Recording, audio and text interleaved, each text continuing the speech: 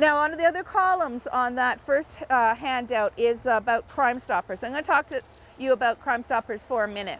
A lot of people think that Crimestoppers is only for, televised things. Well, I want to tell you that Crimestoppers is a really great way to get information to the police service about any criminal activity that's going on. All right, it is a totally anonymous function. When you call Crimestoppers, you are not calling the Durham Regional Police Service. You are calling an arm's-length organization that guarantees your anonymity. In fact, they can't even call you back because they don't know who you are or where you're calling from. They'll give you a tipster number. And you call in your information, your tip, and they will pass it along to the agency and the department that's investigating that. Now, let's say, for example, you happen to notice that there's a house down the street and people look like they're always coming and going every 6 minutes, and all hours of the day or night, and you suspect that maybe they are dealing drugs out of that house. So Crimestoppers is a good mechanism to use because you can never be associated with that phone call, okay? You're just calling in, giving information for our officers to investigate, and we solve a lot of crimes that way.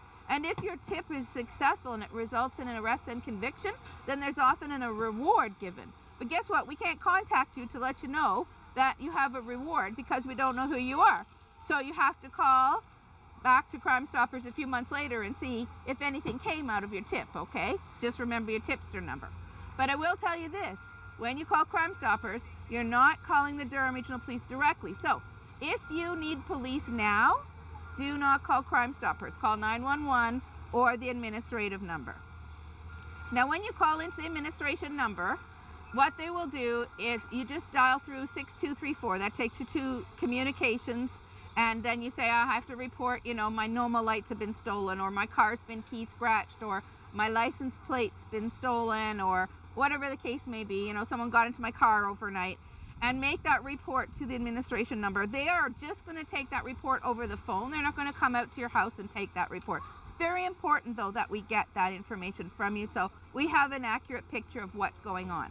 So that's the very first and most important part of Neighbourhood Watch. We've talked about awareness, okay? Getting to know what's normal in your neighborhood by getting to know your neighbors. And then acting on that awareness, which is the communication part of Neighbourhood Watch. Making the phone call to the police and letting us know. Now, the second thing, once you've contacted the police, is at a decent hour, call your block captain or email them and let them know that you have contacted the police, that you've reported of theft from your vehicle or whatever the case may be, all right? Their job is to be the liaison and the avenue of communication between the Neighbourhood Watch and their part, okay, their 20 to 25 homes. So when you let the block captain know that you've become a victim of crime and that you've reported it to the police, then the block captain will contact the chairperson, but won't tell them who, just someone on my block had their car broken into overnight, okay? So your privacy is protected. And maybe you're one of 6 or 7 or 10 or 18 people that had their car entered overnight, okay? It's important for us to know about that, but it's also important for you guys to know about that, right? How would you know otherwise? So when you let your block captain know, they let the chair know, and the chair now takes that information and massages it into a crime prevention message and sends it back out to you through the email network. Neighbourhood Watch starts out being a crime prevention network. It turns into a community building network where people know each other and they care about each other and they look out for each other. An example of that would be, let's say it's the winter time and they have a heavy snowfall, and you know that your neighbors are away in Florida for a couple of weeks, and you see a large amount of snow on the top of their roof of their car, right? And everybody's out there the next day shoveling the driveways, and what do you see in the neighbor's driveway? Lots of snow on the roof of their car. So Neighbourhood Watch is just being neighborly. Go over to your neighbor's house, brush the snow off the top of their car, maybe drive up and down in their driveway a couple times, put some tracks in there, make it look like the house is lived in, right? Because you can bet that the bad guys are going around the neighborhoods the next day looking for those houses where the snow is undisturbed, and that's a clear sign that there's no one there, all right? So you can do this kind of thing just to help each other. Maybe you have an elderly neighbor who you haven't seen for a few days. just go and check on her, make sure she's okay, you know, if she needs you to bring some soup, or maybe she's had a fall, or who knows, right? These are things that neighborhood watchers do. They just be neighborly to each other. So like I say, starts out as crime prevention, turns into community building. You end up with a richer neighborhood, the kind of place where you always wanted to live, right? Now I want to talk for a minute about protecting your property. One of the flyers that's on the table here, and make sure you take one home with you today, is called Operation Identification. And this is a pretty old-fashioned engraving tool. There are newer engraving tools out there. They cost about 20 bucks, not that expensive. But what I would encourage you to do as a part of a neighborhood watch is to engrave your property with your car license plate. Did anybody read in the newspaper about the police auction that we have? There was one last night. They're about every 3 months or so, they have a police auction. And where do you think all of the stuff comes from that gets auctioned off? It belongs to the community. It's yours. And it's recovered, but we have no way of knowing whose it is to get it back to that person, because the people, if they even reported it, probably didn't have any way of identifying it. I'll give you an example. I used to work at the front desk of 19 Division in Pickering for about 5 years. And while I was there, I would typically get phone calls from victims of a break and enter. Now the officer's gone to the scene, taken the report, and then said, now when you put together a list of property that's been stolen, please call the front desk and we'll take it down. So there I am getting that phone call from the victim. So the first thing I'll say, okay, what was the first item that was stolen? Well, it was my color TV. Okay, great. What was the make?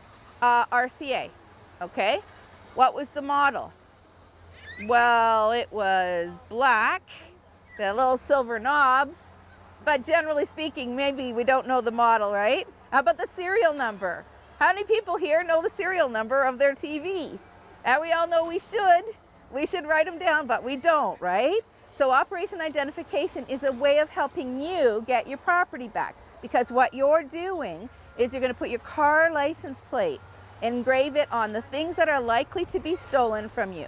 All right, so your Xbox, the Xbox cartridges, your stereo, your TV, things that you have around the house. Guys, tools. How many hundreds of dollars do you have invested, shall I say thousands of dollars, in tools, and that are likely to be stolen from your garage or your shed, right? Engrave your car license plate on it. That's a highly identifiable number that we can easily trace back to you. Even if you change your license plate later on, they don't reissue that number ever. It stays with you all your life. So even if it's 6 years from now, we recover your camera, we can get it back to you. Because like all good citizens of Ontario, you notify the Ministry of Transportation within 6 days of moving to a new address, right? Right. And so we can easily find you and get your property back to you. So what you're doing is you're giving your property a voice. So when you do that, let your Neighbourhood Watch chair know that you have done so, because we have stickers you can put in your window that says, warning, all items of value have been engraved for easy police identification. All right, that's a good deterrent. And when you become a Neighbourhood Watch, you're also going to get the Neighbourhood Watch stickers to put in your window at the front and the back. All right, and you'll get the signs to put at the end of the street. But I want to tell you, Neighbourhood Watch signs alone do not keep criminals out. They'll quickly figure out whether you guys are actively doing what the Neighbourhood Watch is supposed to be doing. And it creates a false sense of security to live behind a Neighbourhood Watch sign if people don't know what to do, because they think, oh, great, I live in a Neighbourhood Watch. The Neighbourhood Watch is looking out for me. But what are you supposed to actually do? Call the police, okay? Make sure you let us know what's going on so that we can respond accordingly.